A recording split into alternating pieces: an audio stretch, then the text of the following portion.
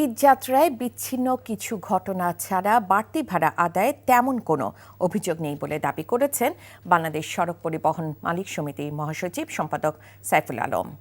তিনি বলেন, যদি গোপনে কোনো শ্রমিক বা দালাল এমন চেষ্টা করে তবে তাৎক্ষণিক ব্যবস্থা নেওয়া হচ্ছে। শুক্রবার রাজধানীতে মালিক সমিতি কার্যালয়ে এক সংবাদ সম্মেলনে তিনি এসব কথা বলেন। সাইফুল আলম জানান, টার্মিনালের ভেতরে শৃঙ্খলা থাকলেও বাইরে থেকে অতিরিক্ত ভাড়া নিলে তা নিয়ন্ত্রণ করা কঠিন হয়ে পড়ে।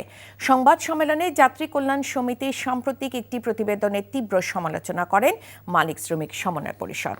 আগামী ৪৮ ঘণ্টার মধ্যে এই তথ্যের সপক্ষে প্রমাণ দিতে না পারলে তার বিরুদ্ধে আইনগত ব্যবস্থা নেওয়ার হুঁশিয়ারিও দেন পরিবহন নেতারা।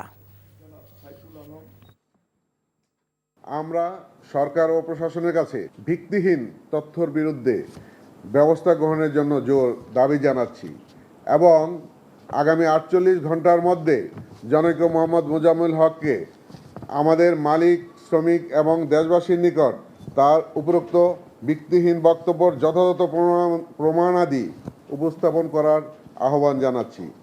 অন্যথায় তার বিরুদ্ধে এই অসত্য এবং বিভ্রান্তিমূলক তথ্য প্রচারের জন্য তার বিরুদ্ধে আমরা সাংগঠনিক ও আইনানুগ ব্যবস্থা গ্রহণ করতে বাধ্য হব।